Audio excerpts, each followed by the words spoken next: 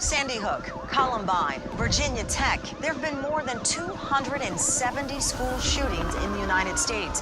That's when I realized I just got shot. I'm Tamron Hall. I'm digging into a controversy sweeping the nation. I would like to have the choice to defend myself. Should guns be permitted on college campuses? Do you believe that you would have been able to stop the shooter?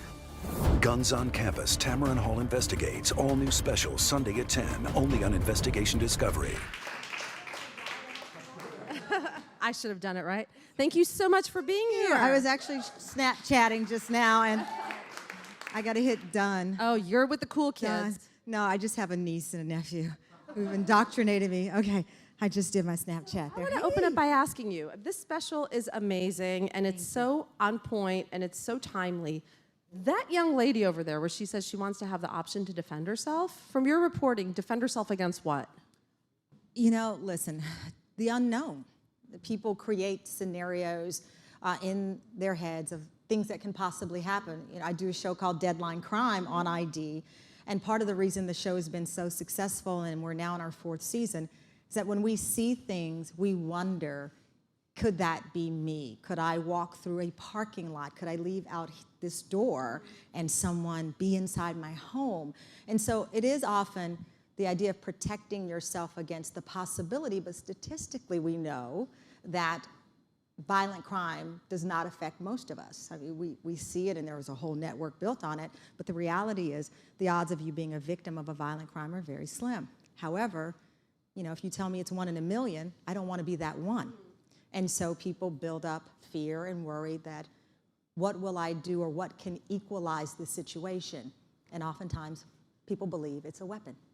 Now, all the statistics say, or at least most of the polls say, I shouldn't say all, it's never all, Sure. that the majority of people are in favor of tighter gun laws, especially in the wake of every shooting, which is happening with just horrific regularity at this point. What drew you to the subject specifically of guns on college campuses? Well, I'm a native of Texas, and today actually marks the 50th anniversary of the Tower shooting. And we wanted to launch a series of reports on Investigation Discovery that explored some of the social conversations we're having. And we thought, this is perfect timing. This is something that certainly everyone can relate to. This is not the larger gun debate in this country. This like chips it away, chips at the granite to this particular part of the debate, which is a gun on a campus, a gun on a college campus.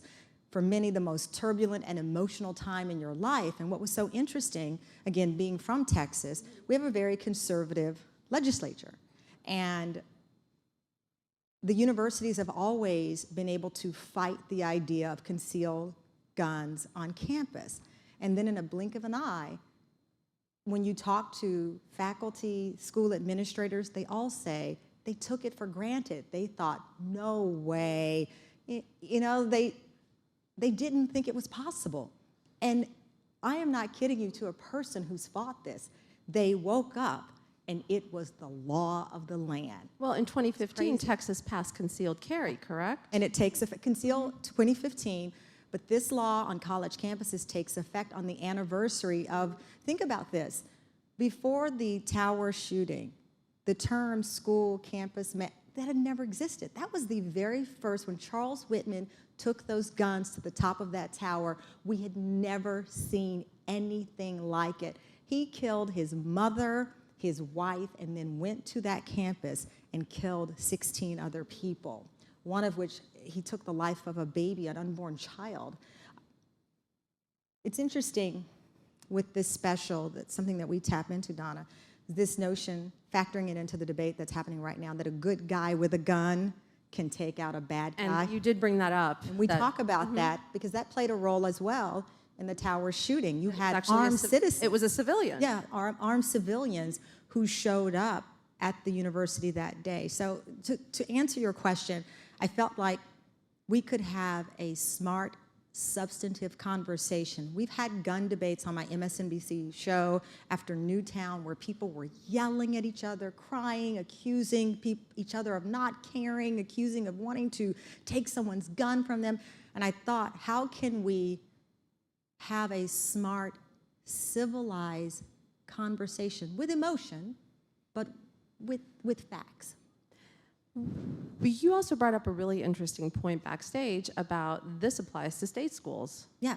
So when this law passed, which was incredible, there was some 11th hour wheeling and dealing that went on, and a deal was struck that would allow private universities to be exempt.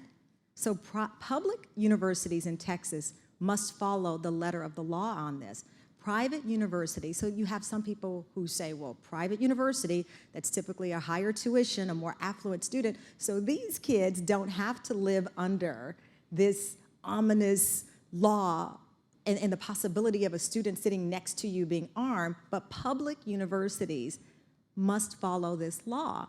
Why the difference? If this is about Second Amendment, if this is about protecting your right to have a gun on campus, why does the kid at a university that costs a bit more, they don't have to live under this same law? So there are legitimate questions as to why that happened. The state lawmakers in Texas are more conservative than they've ever been. There's a great debate over influence and who influenced the lawmakers. But again, this had been fought for many years, and universities won until now. Why now? That's the question I asked many times, and the answer repeatedly was that it was a very conservative group of lawmakers who saw an opening and took advantage of it. But why college campuses? I mean, of all the places to fight this battle, it's like we were saying, I mean, when I was in college, I shouldn't have had a plastic fork, much less a gun.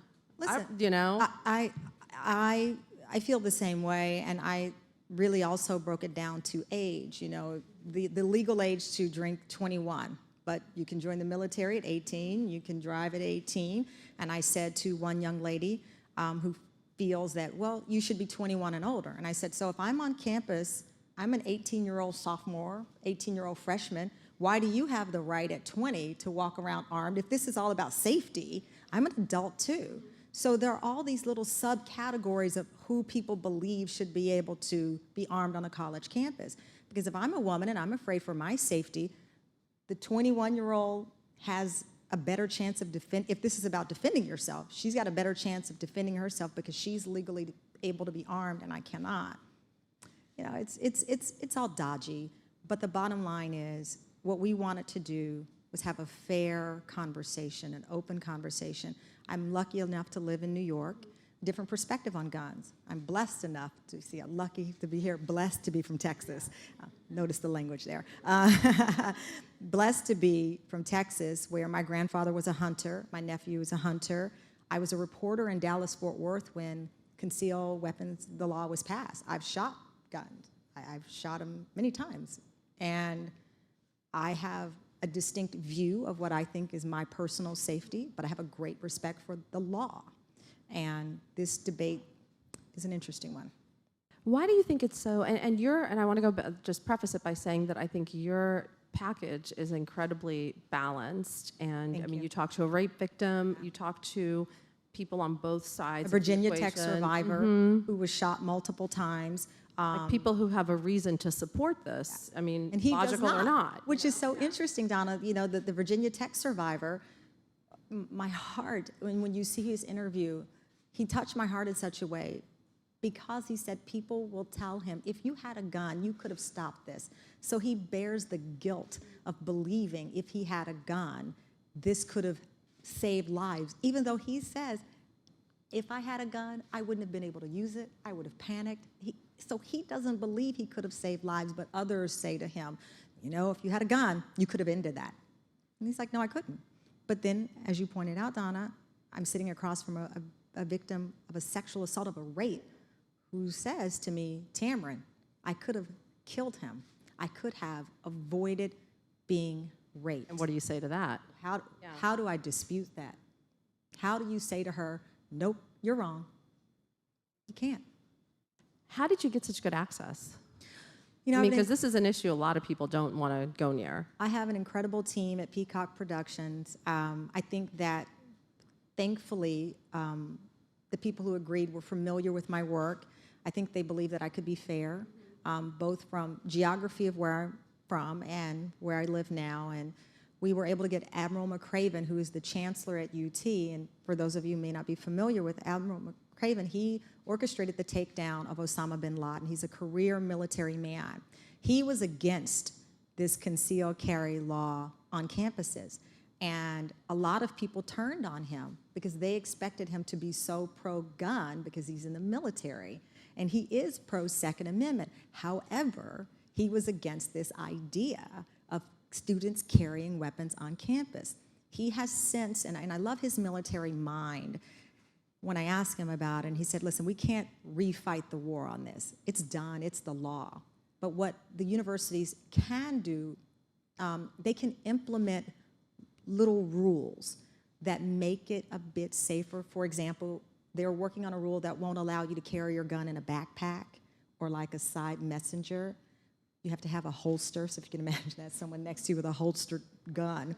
But, you know, you have a gun there. But one of the rules they cannot put in place is a rule that would ban it from a classroom. They can ban guns from a lab because of flammable things in the room, but they can't ban the weapon from the classroom. I talked to professors who are terrified.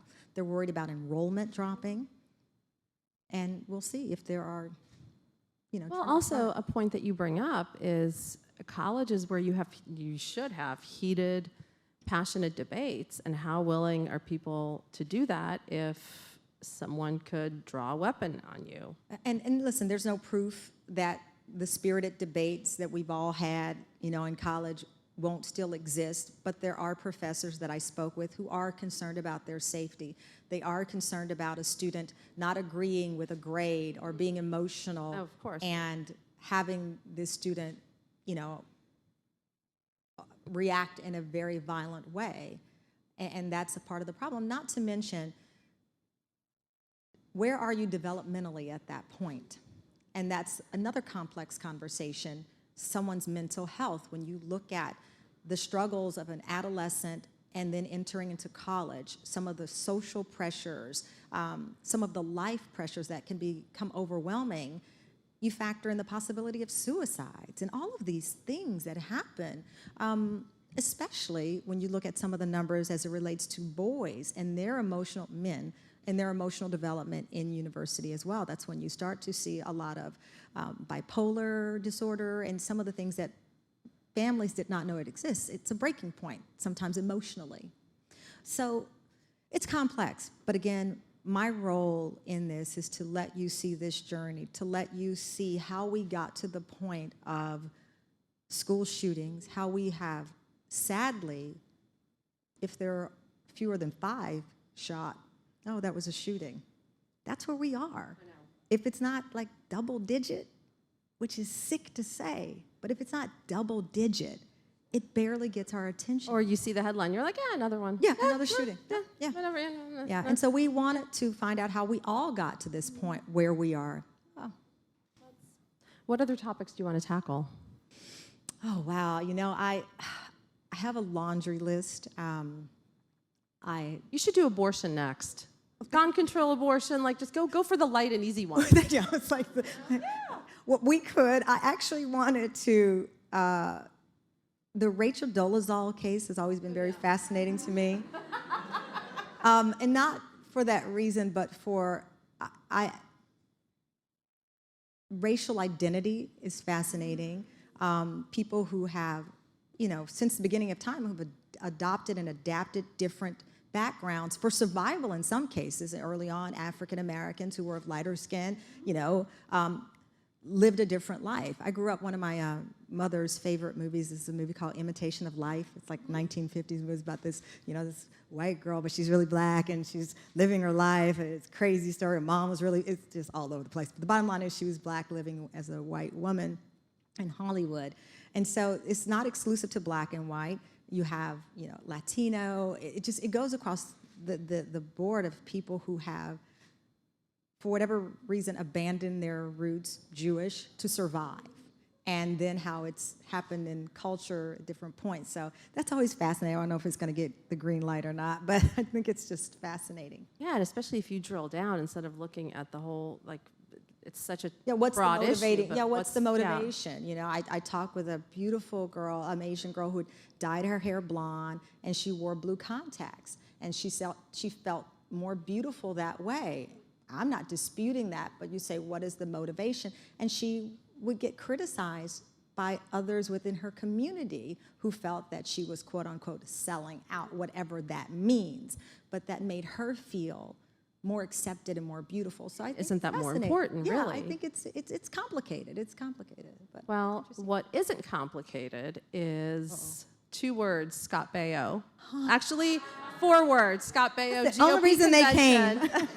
It's the only reason you guys came. Talk to me about how that went down, because that was a moment that was just spectacular.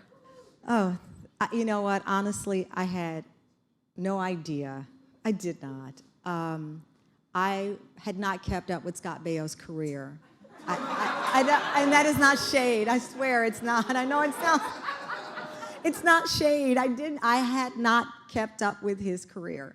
And my producers said we had a chance to interview him, and I knew he was speaking at the RNC.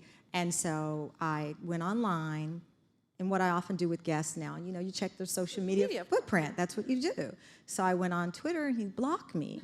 And this was in the middle of the night that it was like, I don't know, like 10 p.m. I called my producer, Kiana, and I said, why has Scott Baio blocked me? And she's like, I don't know. And I was like, well, let's find out. So we put like 2 other producers on, and we're like, why has Scott Baio blocked me? No. Blah, blah. Oh, he did say this about Michelle Obama back in 2000. Oh, okay, maybe he blocked me because we did it. I really didn't know. And he came in our studio, and I can often tell how much, you can see it in someone's eyes. It's like when you approach a dog and like one's wagging the tail and you're like, I'm gonna go to that dog. You're like, I'm not gonna do that dog. I saw it in his face. I did. And this is the first time I'm admitting this. I saw it in his face that he didn't come to fight, but he was a little worried. And so he made some judgments about perhaps my interview style, or I must be on MSNBC, so I must be liberal left, and I'm out to get him, which I wasn't. And then part of when people ask me advice on, I've been in this business for 25 years, and you do this very well. You listen and you pick up on what someone says. None of my questions, for good or for bad, are written for me, for good or for bad, but They were very direct questions. Why did you block me? I mean, like that's... But he said, I wrote my speech in church. So it actually wasn't the blocking. I could care less if Scott Baio blocks me or anybody else for that matter. Come on, that's or pretty, anyone for that know. matter. It's not shade again for him. I don't care if anyone blocks me. But when he said I wrote it in church, and he said it multiple times, I thought, well, he wants me to know something about him. He wants us to know that he's led by his faith, which is an admirable thing. I go to church pretty much every Sunday, not very far from here. But then I thought to myself, wow, if you wrote this speech in church, did you retweet that Hillary Clinton was a C word in church? That doesn't match. What's going on here? And that's when it all went for bad. Were you surprised by how people responded to it and the life that it took on? I was, because a few years ago, during the 2012 election cycle, we had a guest on, Tim Carney. He was a Republican strategist, and it went viral because I had to respectfully end the interview live, and I didn't like doing it, but it had turned into or devolved into just a really bad situation, and I felt like we needed to end this. And so I knew that was going to be a problem because I had basically cut the man's mic, and if I had to do again, I would, but I would feel bad about it. The Scott Baio thing, man, I'll tell you, I had no idea. I had no idea. I knew he was mad, and I knew his wife or the woman who was with him was mad because she kept yelling, "Get her, Scott." So I knew, I was like, I never had anybody say, "Get her." Okay. So I knew it was hostile, or at least perceived to be. I had no idea. People, my mom goes to church. Everyone was like, "Oh my gosh, did you see this Scott Baio?" We went to the museum because I needed to get away from everything. I went to the Cleveland Museum. People in the museum were like, "Oh, Tamron!" It was like running through the museum. But it was crazy. But I'm not ashamed that it happened. I am, though, sad that the discourse in our world is where it is. But you know what? I'd do it again. Exactly like that. Well, I don't understand why you would even consider like saying that you're ashamed. You asked very fair No, questions of someone who put himself out there Yeah. by sharing with the public things that were, I mean, at the most base, sexist.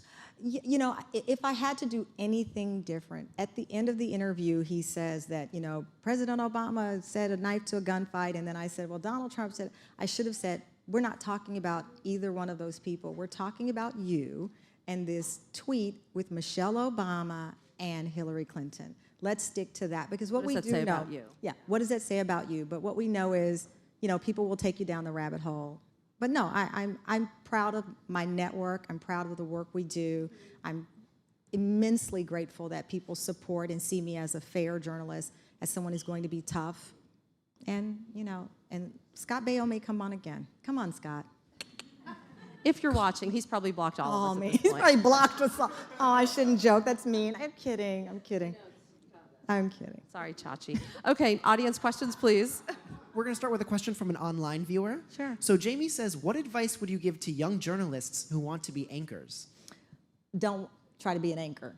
That's the first advice. And here's why. Every great anchor that I admire was a solid reporter, a great reporter. So if you try to be an anchor, you're not trying to be a reporter, because there's a cliche. I started out in Bryan College Station. I think I was College Station, wow. Texas A&M, right? Aggie land. You are Texas I through am and through. I have the state tattooed on me, so if you ever find me somewhere, that will be me. Identifier. Oh, that was morbid. No, I'm dark. I started out as a reporter, and I didn't become an anchor until I was in Chicago, and that was in 1997, I believe. But for me, everyone has a path, and I know this sounds very hippie, but I could tell you exactly what I did every day of my life, and it would turn out different. I live life by the 1 in a million attitude. If they say it's 1 in a million, I'm like, man, I might be that one. Let me try. So I'm pretty fearless about my career. I try not to white knuckle it, meaning if I lose a job, I'll get a job. That's how I look at it. And I've had some great jobs. I love my role at the Today Show. But once you lose your ability to be a little bit reckless, you lose your ability to win. And by reckless, I mean not disregard for people, but don't get so caught up in making the perfect steps and saying the perfect thing. I've gone into interviews that I thought I just ruined because I was just being full Tamron Hall. And then I got the interview. And then other times I tried to be someone else, down to my hair. I mean, when I've had this haircut for 18 years. You know how many news directors have been like, can you do a bob? Can you do, you know? And I'm like, yeah, you know, down to that. I'm like, no, I have a cockatoo, and I'm happy with it. So, yeah. And also, I think it's worth adding that, I mean, if you want to be a reporter, get the skills first. I mean, learn how to research, learn how to fact check. And you learn people skills, most important. I run into so many people who have horrible people skills. You know, I used to cover the gang unit in Dallas-Fort Worth. There is nothing more terrifying than being a girl from the suburbs and in Luling, Texas, knocking on a gang member's door, and you're like, hey, you know, it's like, what you doing today? Right, like, how you doing? And getting them to talk to you. And I remember when I was a reporter in Dallas-Fort Worth, they sent me, and there was a horrible gang war between these two so-called Mexican gangs, what they call them. And I ended up, strangely enough, befriending as a reporter, and I mean by friend, I mean he was like, oh, we love you, Tamron, we watch you. I was like, okay. And they let me in their home. There were like bullet holes because another gang had shot the night before, and I'm like, what? Does my mom have State Farm? Because I need insurance, you know? But I had to go in. The other scary thing, walking in and knocking on someone's door after a loved one has been killed. And I was the overnight reporter, so that means I started out at 3 a.m., so you were usually going to a fire or a homicide, and neither was a good situation. And you can't get that as an anchor. It teaches you how to talk to people. You also see the disparity in how people are treated. You know, I would go into a low-income neighborhood, And sometimes people believe they had to talk to us because they associate the news with the police, and they didn't know that you could just close the door and say goodbye, and like get off my lawn. I'd go to a gated community and they would be like, I wish you would, here's the Constitution, get off my lawn. You know, it's like people knew that they could say no, and it would break my heart sometimes because I felt like you don't have to talk to me. I want you to, but many people would talk just because they thought, well, it's the media, I have to. And it was perilous sometimes, but be a reporter first. Next question, please. Hi, Mrs. Hall. So just hearing that you're very strong to go through all of those different scenarios. My question is, why does legislation keep stalling when it comes to gun control, considering that majority of the country has some form of interest in it? NRA? NRA, yeah.